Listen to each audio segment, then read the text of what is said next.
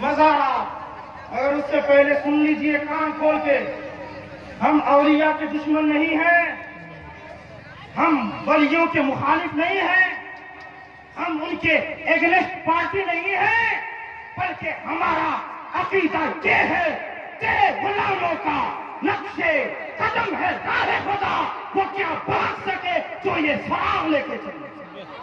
ہم تو ان کے قدموں سے لگی ہوئی خاک کو سرما بنانے کے لیے سرمایہ افتخار سمجھتے ہیں۔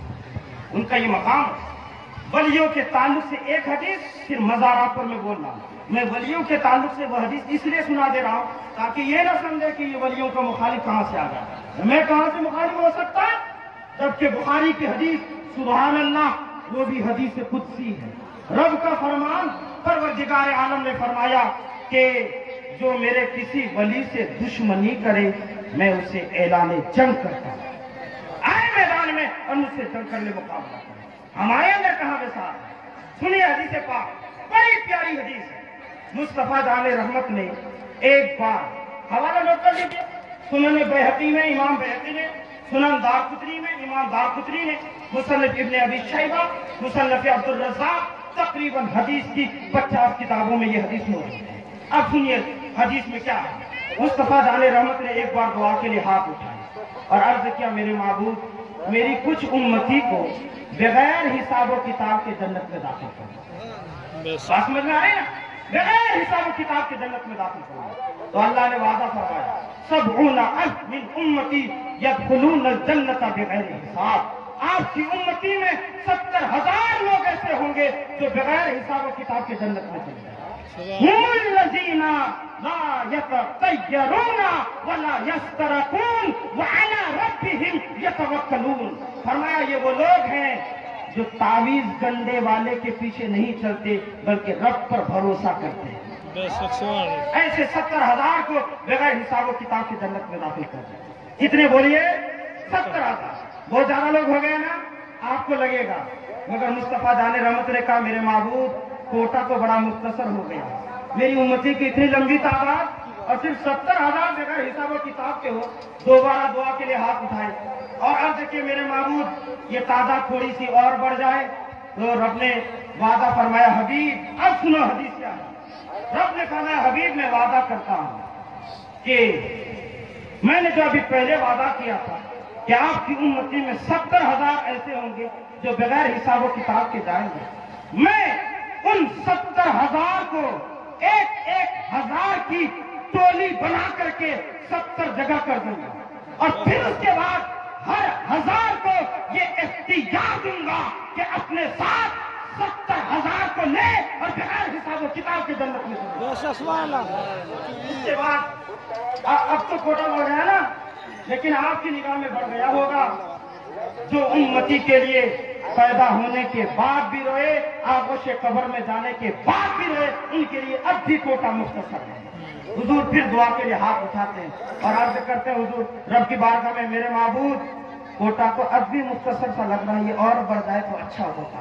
اب سنیے ولی کا مقام کیا ہوتا ہے۔ اس وقت رب العالمین نے مصطفیٰ جان رحمت سے وعدہ فرمایا، حبیب آپ کو بے قرار ہونے کی ضرورت نہیں ہے، میں وعدہ کرتا ہوں کہ آپ کی امتی میں جتنے اولیاء ہوں گے ہر ولی کو اجازت ہوگی کہ اپنے ساتھ 70,000 کو لے بغیر حساب و کتاب کے جنت میں چلا۔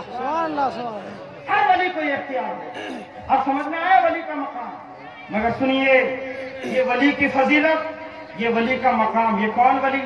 جو پیور ولی ہے، جو کلیئر ولی ہیں، جو خالص ولی ہیں، جو پکا ولی ہے، اور جو 4 انگوٹھی زیادہ پہن کر کے، ہاتھوں میں دھاگا باندھ کر کے، گلے میں پٹا ڈال کر کے، سرخ لباس یوگی جیسا پہن کر کے اگر جوگی بن گیا ہے تو قطعاً وہ شخص اس طرح کی بشارت کا حقدار نہیں، بلکہ وہ شخص مردود ہے رام دے بارگاہ الہی۔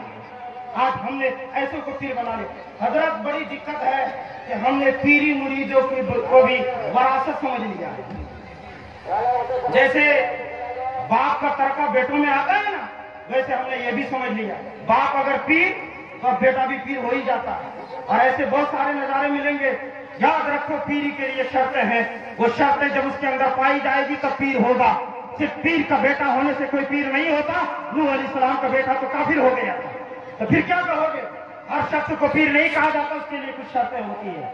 और याद रखिए, बड़ी दुख की बात कह रहा हूं, मुझे कहने में अच्छा नहीं लग रहा मगर कहना पड़ रहा है, हमारे पूरे उत्तर दिनाजपुर की बात। उससे पहले याद रखिए, मैं कच्चों का जरूर लगा रहा हूं, भूसा जरूर मारने जा रहा हूं, मगर आपके फायदे के लिए कर रहा हूं। नश्तर जो लगाता है दुश्मन नहीं है। आपके पेट में पथरी होती है, डॉक्टर के पास जाते हो, मोटी फीस लेता है 50,000 रुपए, आपके जिस्म को चाक करता है, पथरी बाहर करता है, फिर उसके बाद आपको तकलीफ भी पहुंचाया, आपका पेट भी काटा, आपसे 50,000 रुपए भी लिया, और जब वापस आते हो तो फिर हाथ जोड़ करके आते हो, आपका शुक्रिया, आपने ऐसा कर दिया। ये आलिम दीन तुम्हारा ऑपरेशन चीर फाड़ के जरिए नहीं करते, ये आलिम दीन कुरान की आयात अहादीसे तैयबा की रोशनी में तुम्हारी बदआमालियों का ऑपरेशन करके तुम्हें जहन्नम से आजाद करा करके बाहर जन्नत का हकदार बनाना चाहता है। याद रखो, नश्तर जो लगाता है वो दुश्मन नहीं होता। अब सुनिए, हमारे पूरे उत्तर दिनाजपुर तकरीबन 80%, बल्कि मैं घटा के कह रहा हूं उससे भी ज्यादा है, मज़ारात फर्जी हैं, बनावटी हैं, उनकी बुनियाद खाक पर हो गई। और खाक देखने वाली भी कौन? हमारी माँ और बहन है। उन्होंने देख लिया खाक में, बोला जगह मजार उठ रहा था। ये उठने की चीज ही नहीं है। मजार उठने का मतलब ही क्या होता है? हमारे पीर आवारा नहीं होते कि उधर उधर गश्त करते फिरे, उन्हें जहां दफन किया जाता है अल्लाह का वली वही ला करके पूरी दुनिया वालों को अपना फैज बांटते रहता है। इसलिए वो मत कहो यहाँ मजार उठा वहां मजार बैठ गया। मैं ये कालू गांव की सरजमीन पर बोल रहा हूँ, और क्यों बोल रहा हूँ ध्यान से सुनना, यहाँ भी आसपास में गड़बड़ी है इसलिए बोल रहा हूँ, कान खोल के सुनिएगा। फर्जी मज़ारात, आप सोच रहे हैं कि बहुत ज्यादा फायदा मिलता होगा, सुनिए हदीस पाक। खतीब बगदादी ने अपनी किताब अल-जामे लिआदाबि शेख वस्सामे में एक हदीस पाक नकल फरमाई, लअनल्लाहु मन ज़ारा बिला मज़ार, जो फर्जी मज़ारात की ज़ियारत करता है उस पर अल्लाह की लानतें बरसती है। लानत cocoa Cola, Thums up, Sprite, लजीज मशरूब का नाम नहीं, कहने खुदाबंदी गज़ब रब्बानी का नाम है लानत। जो इंसान बनावटी मज़ारात, फर्जी मज़ारात की ज़ियारत करेगा, वहां जाएगा, वहां फातिहा पढ़ेगा, वहां जाकर के चादरें चढ़ाएगा, मन्नत मांगेगा, ऐसा इंसान रब की रहमत का हकदार नहीं होता है, गज़ब परवरदिगार का हकदार होता है। और पेवर मज़ार पे जाओ, पेवर ख्वाजा गरीब नवाज। मैं इस मौके पर एक बात कहता हूँ कि अच्छा एक बात बताइए, ख्वाजा गरीब नवाज पीर है ना? बोलिए, है ना? हम भी मानते हैं, वो तो सुल्तानुल औलिया है, सुभान अल्लाह। नाम क्या? मुईनुद्दीन, गौसे आजम मुहियुद्दीन, आला हजरत इमाम अहमद रजा, शेख अब्दुल हक मुहद्दिस देहलवी। हमने तो पीरों को देखा, उनके बड़े अच्छे अच्छे नाम, और ये हलवा पीर, ये टकुआ पीर, ये लंगड़ा पीर, ये पागल पीर, ये सब नाम है हमारे इलाके में। ये नाम कहां से आ गए? पता चला जब शजरे नसब नहीं मिलता है, सबूत नहीं मिलता है, तो लोग इसी तरह से नाम रख लिया करते हैं। इसलिए ऐसे मज़ारात की ज़ियारत मत करो, पक्के मज़ारात पर जाओ। और फिर मज़ारात पे हाजिरी का अदब क्या होना चाहिए? फतवा रज़विया के हवाले में से बड़ी तेजी के साथ सुनिए।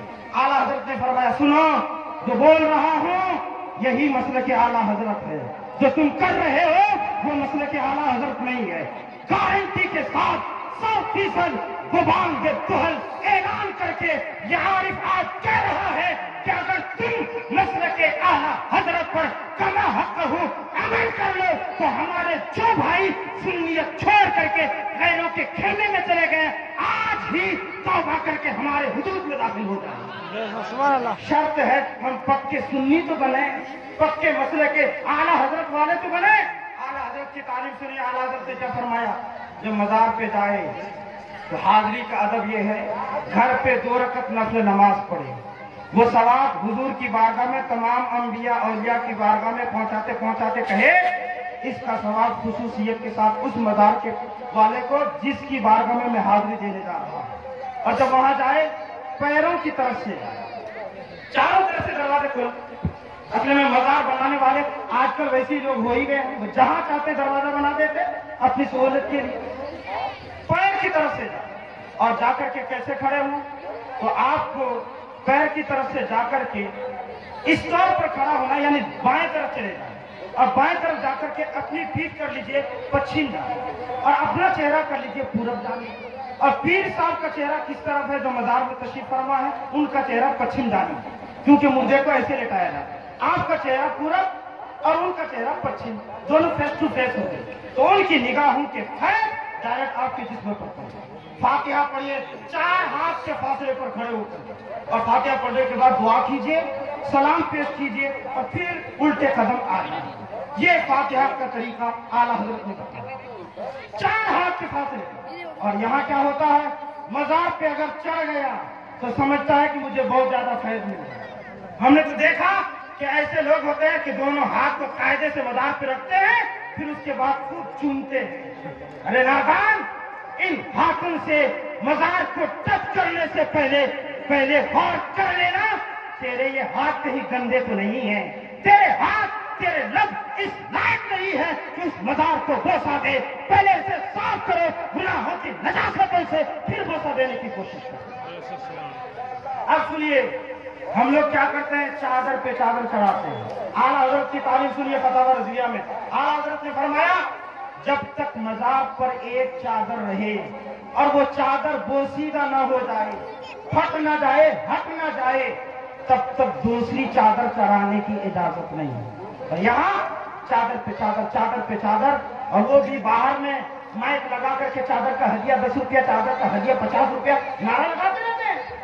یاد رکھو مزاروں پہ تم چادر پہ چادر چڑھائے جا رہے ہو، قوم کی غریب بچیوں کو دیکھو، اگر تمہاری نیت میں مزار میں چادر چڑھانا ہی ہے تو پھر اس سے تم کپڑا خریدو، غریب کی بیٹی کو دو اور کہو کہ اس کا ثواب صاحب مزار کو پہنچ جائے، اللہ انہیں بھی عطا فرمائے گا، صاحب مزار بھی راضی ہوں گے، اللہ بھی راضی ہوگا، حضور بھی راضی ہوگا۔ رفیقان گرامی، ہمیں یہ مزاج اعلیٰ حضرت فاضل بریلوی نے دیا۔